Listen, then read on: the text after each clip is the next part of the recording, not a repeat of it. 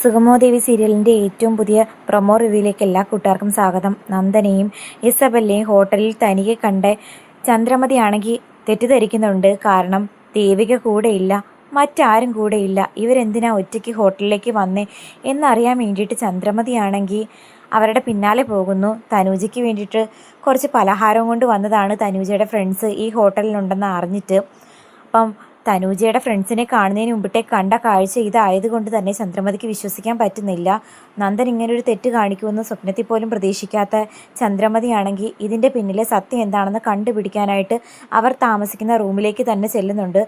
Room lock ചെയ്തിട്ടില്ലാത്തതുകൊണ്ട് തന്നെ room തുറന്നു നിന്ന് നോക്കുന്ന ചന്ദ്രമതി കാണുന്നത് നന്ദനും അതുപോലെ ഇസബെല്ലയും കിസ് ചെയ്യുന്നത് പോലെയാണ്. ശരിക്കും പറഞ്ഞാൽ ഋഷിയുടെ കൂട്ടുകാർ ഒരുപാട് ആക്രമിച്ചിരുന്നുവല്ലോ, അതിന് വേണ്ടിയിട്ട് ബാൻഡേജ് ഒട്ടിച്ചു കൊടുക്കുമായിരുന്നു പുള്ളിക്കാരി നന്ദന്. പക്ഷേ ആ ഒരു രീതി തെറ്റിദ്ധാരണയിലൂടെയാണ് ചന്ദ്രമതി കണക്കാക്കുന്നത് എന്ന് മനസ്സിലാക്കി ഇസബെല്ലയാണെങ്കിൽ ഈ ഒരു അവസരം മാക്സിമം യൂട്ടിലൈസ് ചെയ്യാൻ ശ്രമിക്കുന്നുണ്ട്. അതായത് നന്ദാന്ന് പറഞ്ഞുകൊണ്ട് ചന്ദ്രമതി വിളിച്ച് അലർന്ന സമയത്ത് ആകെ പേടിച്ച് നന്ദനും ഇസബെല്ലയും തിരിഞ്ഞു നോക്കുന്നുണ്ട്. അപ്പോൾ ചന്ദ്രമതിയെ കണ്ട് നന്ദനാണെങ്കിൽ ഒരല്പം പേടിയും വെപ്രാളമൊക്കെ വരുന്നു. കാരണം തെറ്റിദ്ധരിച്ച് കാണുമോ എന്നുള്ളൊരു ടെൻഷനിൽ, നന്ദ നീ ഇവിടെ എന്താ ചെയ്യുന്നത്? അത് ബിസിനസ്സുമായി ബന്ധപ്പെട്ട് ഒരു അർജൻറ്റ് കാര്യം സംസാരിക്കാൻ വന്നതെന്ന് പറയുമ്പോൾ മതി സംസാരിച്ചത്, വാ നമുക്ക് ഒരുമിച്ച് പോകാമെന്ന് പറഞ്ഞ് നന്ദൻ്റെ കൈ പിടിച്ച് വലിച്ചു കൊണ്ടുപോകാൻ നോക്കുന്ന സമയത്ത് ഇസബെല്ലയാണെങ്കിൽ കൈ തട്ടി മാറ്റുന്നുണ്ട്. നന്ദനെ ഇപ്പോൾ കൂട്ടിക്കൊണ്ടുപോകാനൊന്നും പറ്റില്ല, ഞങ്ങളിങ്ങോട്ട് വന്നതേ ഉള്ളൂ, ഞങ്ങൾക്ക് തമ്മിൽ പല കാര്യങ്ങൾ സംസാരിക്കാനുണ്ട്, അതിലൊക്കെ നിങ്ങൾ ഇടപെടുന്ന എന്തിനാ എന്ന് ചോദിക്കുമ്പം നന്ദനാണെങ്കിൽ പറയുന്നുണ്ട്, ഇസബെല്ല ഇതെൻ്റെ ആൻറ്റിയാണ്, എൻ്റെ ഏറ്റവും വേണ്ടപ്പെട്ട ആൻറ്റി, അതുകൊണ്ട് അങ്ങനെയൊന്നും സംസാരിക്കാൻ പാടില്ല. അല്ല നന്ദ, ഞാൻ പറഞ്ഞതേ ഉള്ളൂ, നന്ദന് പോകണമെന്നുണ്ടെങ്കിൽ ഇപ്പോൾ, അല്ല കുറച്ച് കഴിഞ്ഞിട്ടേ വരുന്നുള്ളൂ, ആൻറ്റി എന്തായാലും പൊക്കോ എന്ന് നന്ദൻ പറയുന്ന സമയത്ത് ചന്ദ്രമതി ആകെ ഷോക്കാകുന്നു.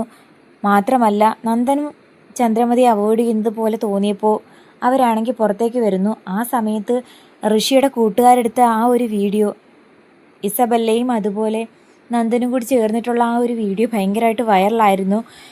ഒരു പ്രശ്നം മാറി തൊട്ട് പിന്നാലെ അടുത്ത പ്രശ്നം വന്നതുപോലെയുണ്ട്. കാരണം കെ നായരുടെ പ്രൊജക്റ്റ് ഒപ്പിട്ട് കൊടുത്തതിൻ്റെ പേര് സിദ്ധാർത്ഥൻ സാറും ഗിരീഷും അതുപോലെ പാർട്ടിക്കാരും എതിർ പാർട്ടിക്കാരും ജനങ്ങളും ഒക്കെ ദേവികയെ കുറ്റപ്പെടുത്തി അതിൻ്റെ വിഷമത്തിലിരിക്കുന്ന ദേവികയ്ക്ക് പെട്ടെന്നാണ് നന്ദൻ ഇങ്ങനെ തന്നെ ചതിക്കുന്നത് പോലെ ഒരു വീഡിയോയും കൂടി സ്പ്രെഡായത്. അതാണെങ്കിൽ മുരളിയും ദേവികയൊക്കെ കണ്ടിട്ടിരിക്കുന്നതേ ഉള്ളായിരുന്നു. ആ സമയത്ത് ദേവികയാണെങ്കിൽ നമ്മുടെ ചന്ദ്രമതി വിളിക്കുന്നു, മോളിപ്പോൾ എവിടെ നിൽക്കുവാന്ന് ചോദിക്കുമ്പം സ്ഥലം പറഞ്ഞു കൊടുക്കുന്നു. അവിടെ തന്നെ നിൽക്ക്, തിരക്കില്ലെന്നുണ്ടെങ്കിൽ എനിക്കിപ്പോൾ അർജൻറ്റായിട്ട് കണ്ടേ പറ്റുള്ളൂ എന്ന് പറഞ്ഞിട്ട് ചന്ദ്രമതി ആണെങ്കിൽ ദേവികയെ കാണാനായിട്ട് വരുന്നുണ്ട്.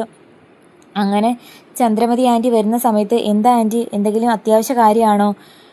ആൻറ്റിയുടെ സംസാരം കേട്ടപ്പോൾ എനിക്ക് അങ്ങനെ തോന്നി. അതേ മോളെ, ഒരു അത്യാവശ്യ കാര്യമാണ്, ഞാൻ പറയുന്നത് കേട്ടിട്ട് മോള് വിഷമിക്കുകയൊന്നും വേണ്ട.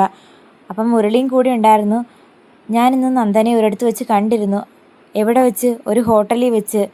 പിന്നെ സോഷ്യൽ മീഡിയയിലുള്ള ആ വീഡിയോ വൈറലായ കാര്യമൊക്കെ അറിഞ്ഞിരുന്നോ എന്ന് ചോദിക്കുമ്പം ഞാൻ കണ്ടിരുന്നു എന്ന് ദേവിക പറയുന്ന സമയത്ത് മുരളിയാണെങ്കിൽ നന്ദനെ എങ്ങനെയെങ്കിലുമൊക്കെ സപ്പോർട്ട് ചെയ്യുന്നു. കാരണം ദേവികയും നന്ദനും തമ്മിൽ അകലരുത് എന്നുള്ള ഉദ്ദേശത്തിൻ്റെ പുറത്ത് ചുമ്മാ ആളുകൾ ഉണ്ടാക്കിയ വെറും ഒരു തെറ്റിദ്ധാരണയാണെന്നും നന്ദൻ ഒരിക്കലും അങ്ങനെയൊന്നും പോകുന്ന ഒരാളല്ല എന്നൊക്കെ പറഞ്ഞ് വിശ്വസിപ്പിക്കാൻ ശ്രമിക്കുന്ന സമയത്ത് ഒരുമിച്ച് ഹോട്ടലിലേക്ക് റൂം എടുത്തു പോകുന്നത് പിന്നെ എന്തിനാ?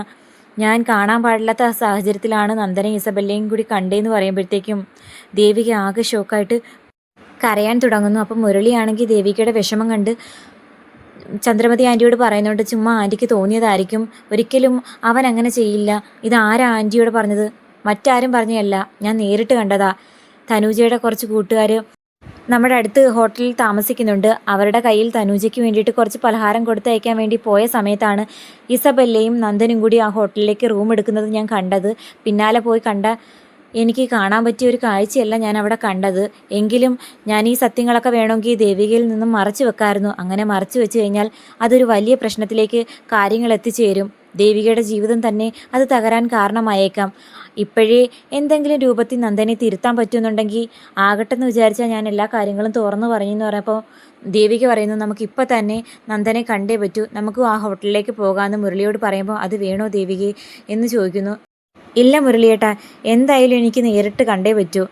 ആൻറ്റി പറഞ്ഞതിൽ എന്തെങ്കിലും വാസ്തവമുണ്ടോ ഇല്ലയോ എന്നുള്ള കാര്യം എനിക്കിപ്പോൾ തന്നെ അറിയാം. ആൻറ്റി എന്തായാലും എന്നോട് ഇങ്ങനെ കള്ളമൊന്നും പറയില്ലെന്നുള്ള കാര്യം എനിക്ക് ഉറപ്പുണ്ട്. എങ്കിലും നേരിൽ കണ്ട് എനിക്ക് ചിലത് സംസാരിക്കാനുണ്ട് എന്ന് പറഞ്ഞ് മുരളിയും കൂട്ടി നന്ദനും ഇസബെല്ലയും താമസിക്കുന്ന ആ ഹോട്ടലിലേക്ക് ചെല്ലുന്നുണ്ട് ദേവികയും മുരളിയും.